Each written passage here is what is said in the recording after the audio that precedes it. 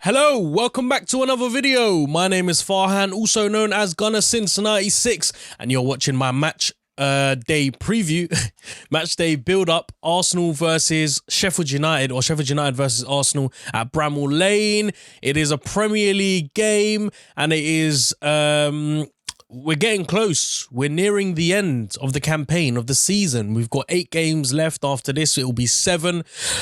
And we don't really have much to play for.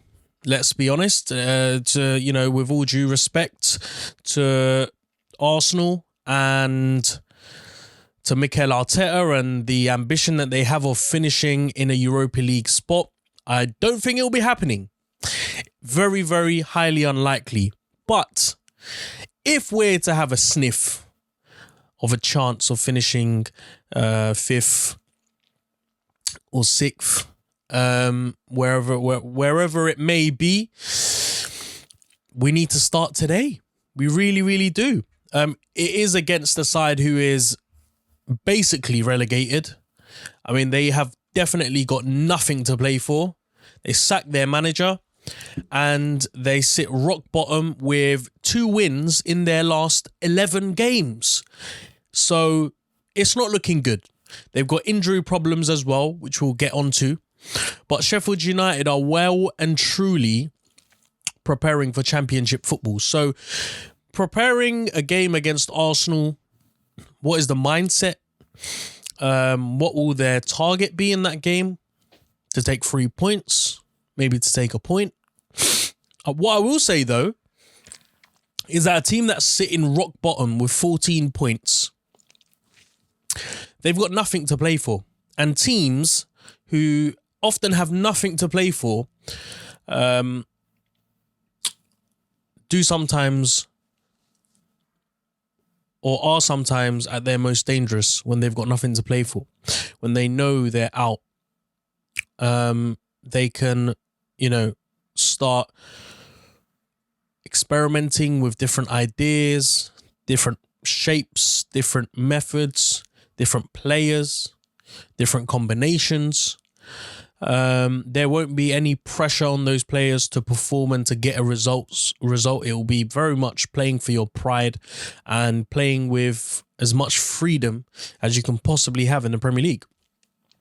So it'll be interesting. It'll be very interesting to see what approach they try and play this game. They'll be playing Arsenal for the last time for at least a season. I don't know how likely it is that they'll be back up.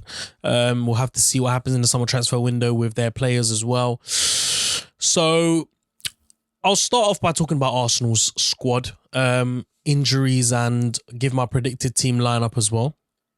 We obviously, going into this game, the mentality and the mindset, the confidence, the motivation, all of these questions and all of those factors would have been dented by that last minute goal on Thursday. So I expect an Arsenal side that are going to approach this game very tentatively and cautiously. Arteta will want them to go all out and make a statement. But ultimately, when you're at this stage of the season where you're sitting 11th or 12th, where are we? We are 11th. If we win today, we will be 9th. God willing, we will be 9th with 45 points.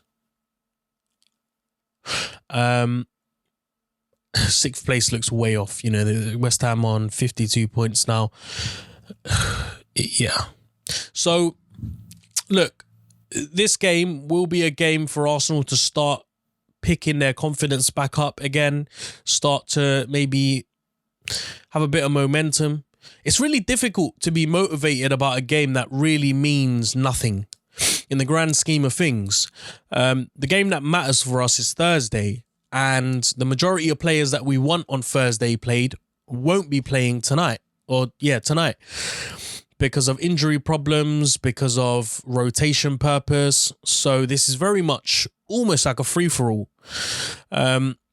So in terms of our injuries, we know that today we learned the news that Aubameyang's going to be out with what seems like flu. Who else? Emil Smith-Rowe, late fitness test. I think he failed it. Bukayo Saka, I think he is a fitness issue as well. Xhaka's obviously back. Partey is back, but we're not entirely sure whether Arteta will want to start them with one eye on Thursday as well. And that's it, really. I mean, Tierney's out. David Luiz is still out. The injury list does get longer as we approach the end of the season. So that's very, very worrying. I'm just pulling up the team news actually here. So Callum Chambers is back in full training. Luiz is out. Odegaard is out. So that's the other one that is really worrying. With Odegaard and Emil Smith-Rowe both out, who do you play number 10? Tierney's out. And yeah, now we know that Aubameyang's out as well. So the way that I see this game, the way that I see Arteta's mindset going into this game, very much an experiment, very much giving the kids an opportunity here to shine and to make maybe a last attempt of getting as much game time before the season ends. Okay, having said that, let me give my starting 11 and my prediction of who will be starting. So in goal, I very much see Leno continuing. The performances that he's had of late have been worrying. The goals that he's let in, especially on Thursday and especially Liverpool's first and second, raises question marks about him and his contention in goal, keeping his place in goal. So, but ultimately, you know, the chances of seeing Ryan play today are, I think, quite slim. So I think Leno will continue. On the right-hand side, with Thursday on mind, I don't know whether Arteta goes for Bellerin or whether he plays Chambers. I think in a game like today, where if you want to be really radical with your selection, this is the game. This is the game where all of your little experiments, all of your little ideas that you've kept at the back of your head, you can bring it into this game. You can afford to do it because there isn't much to play for. If you lose, you know, it doesn't make a difference. If you win, it doesn't really make a difference. So if you're going to be radical, this is the game. And I do believe that Arteta will be quite radical, will want to shake things up quite a bit. This is how we saw the likes of Emil Smith-Rowe and Saka really break into the team when he made those radical changes, or he was forced to almost. So maybe it's the same case today. So Chambers on the right hand side for me.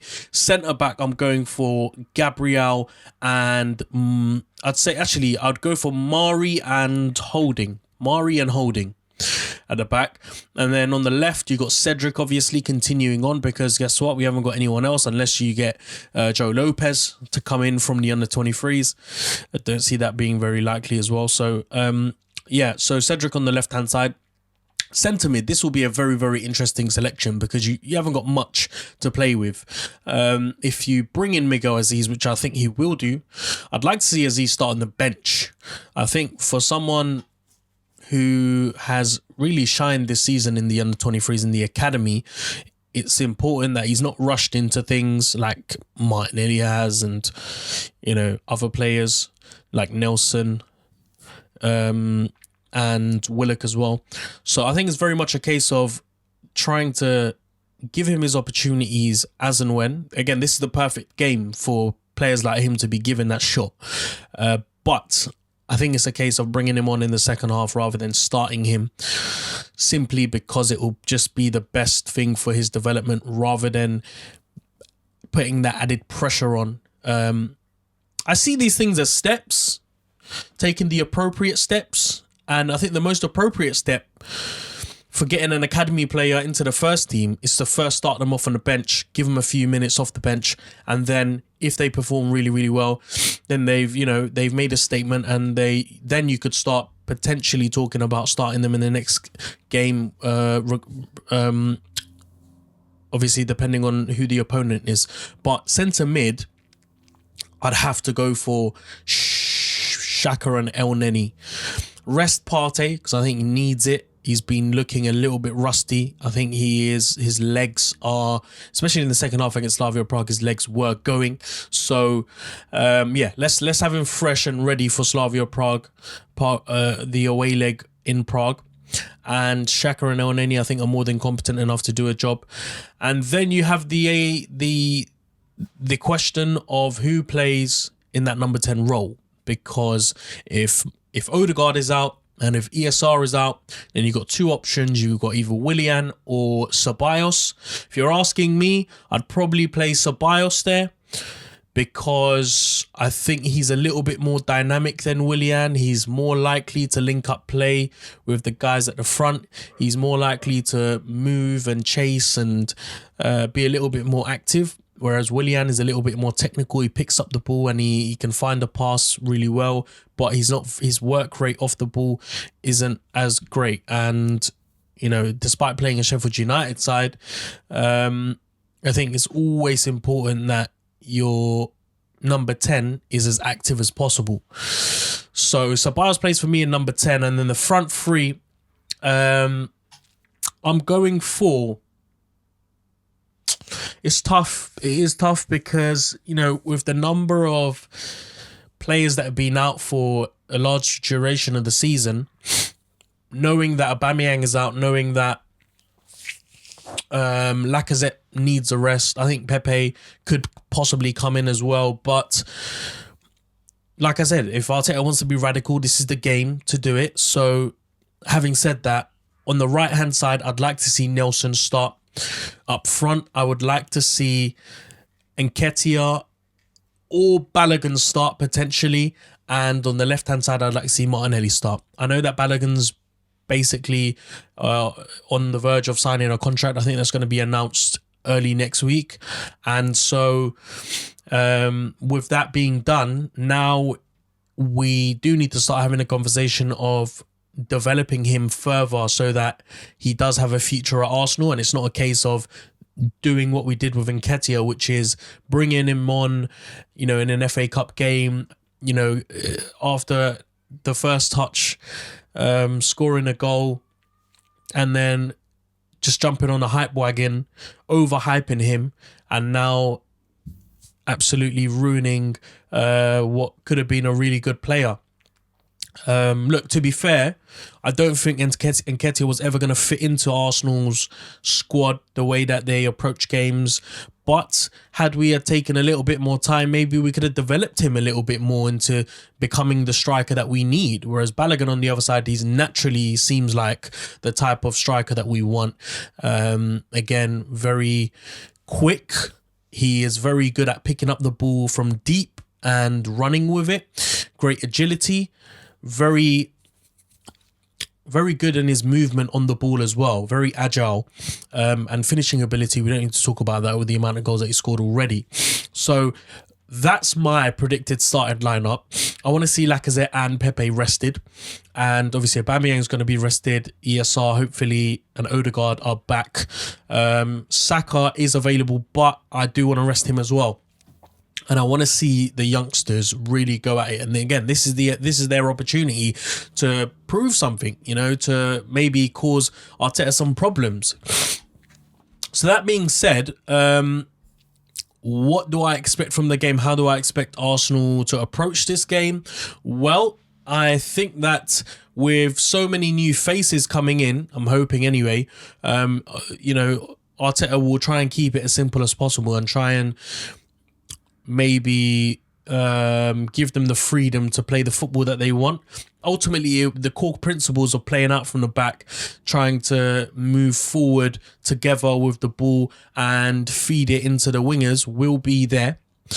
But, I'm hoping that despite those instructions, the players are able to individually do what they do, individual talents like Nelson taking on players, like Martinelli getting deep into the box, cutting in, like Balogun as well, trying to have as many shots on goal as possible. yeah, so that team lineup for me, I think is quite nice. I almost feel more excited seeing that team than I would do if we were to play our normal squad with Aubameyang, Pepe, Lacazette in there, with guys at the back with, well, I think that's it really. Aubameyang, Pepe and Lacazette for me are the only players, if I see them on the team lineup, I'm a little bit worried. And maybe not worried, but maybe a little bit sort of anxious because I don't know what type of performance we'll get from them. But at least we know with the youngsters where they have so much potential and so much ability to grow, and where they will be motivated and ready to give it a real go.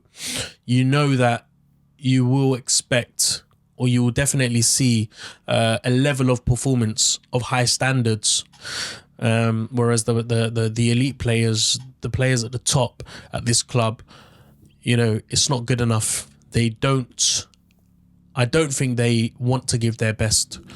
But that's a conversation for another day. So that's my predicted lineup. And should we go for that starting 11? Bramall Lane's always a difficult place to go, but in light of what's been happening lately, in light of the fact that they're 20th and they're basically relegated, they've got no manager, and some of their key players are injured as well, namely Sander Berge, the heart of the midfield, he's out. Billy Sharp will be out. Chris Basham's out. Jack O'Connell, all sidelined. And really, there isn't much in their squad to cause any problems. Other than McGoldrick, maybe Brewster, I doubt it, Musette.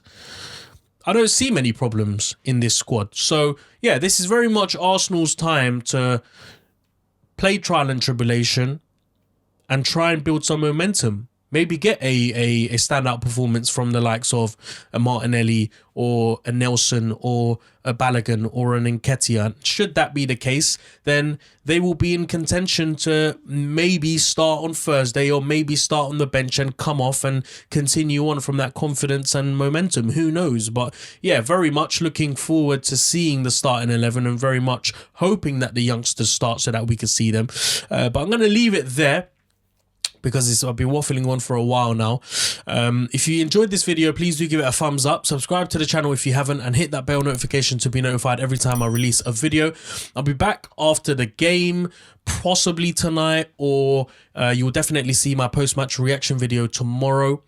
But until then, stay home, stay safe, and enjoy the rest of the day, and hopefully enjoy an Arsenal performance where we get all 3 points. Thank you very much. Bye-bye.